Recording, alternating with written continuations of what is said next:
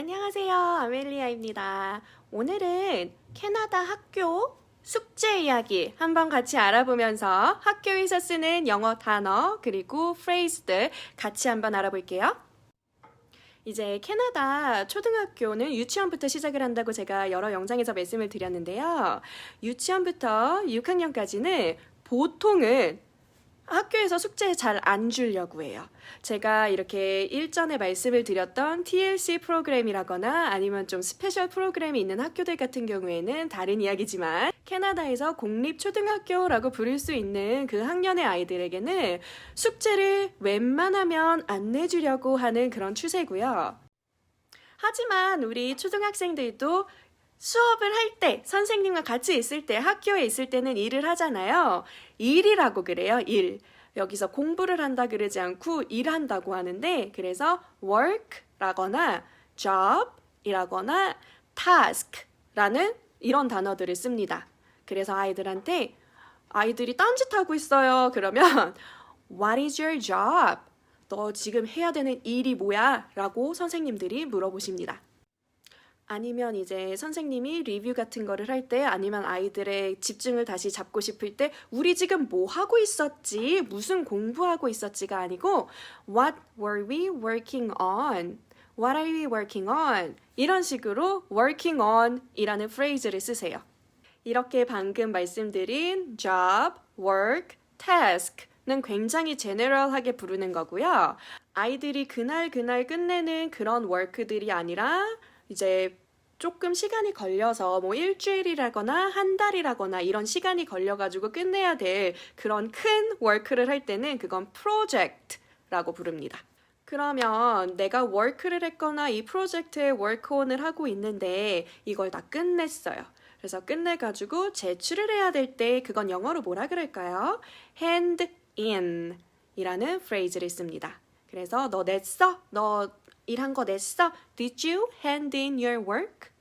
이렇게 물어보셔도 괜찮고요. 아까 말씀드린 대로 그날에 끝내야 되는 그런 과제가 아니라 며칠이 걸려가지고 이제 아이들에게 조금 working period도 주고 좀 시간이 걸려가지고 끝낼 만한 그런 과제들을 했을 때는 끝내야 되는 데드라인이 있겠죠. 그 데드라인은 due date라고 불러요. 그리고 제가 아까 말씀드렸듯이 보통은 숙제가 없지만 그래도 스펠링 테스트 공부를 한다든가 하는 숙제가 있을 수 있거든요. 그럴 때는 초등학교까지는 homework라는 말을 써요. 자, 이제 중학교로 넘어가 봐요. junior high. junior high로 넘어가면은 homework라는 말을 쓰질 않아요. assignment. 아까 제가 말씀드린 거 job, work, task 이런 것도 다 쓰긴 쓰는데 아까 되게 제너럴한 term이라고 말씀을 드렸잖아요. 더 많이 쓰는 말이 assignment라는 말을 써요. 뭐 그냥 정말로 직접적으로 해석해서 과제라는 말이에요. 중학교 때까지는 그래도 숙제라는 말도 homework라는 말도 쓰기도 하고요.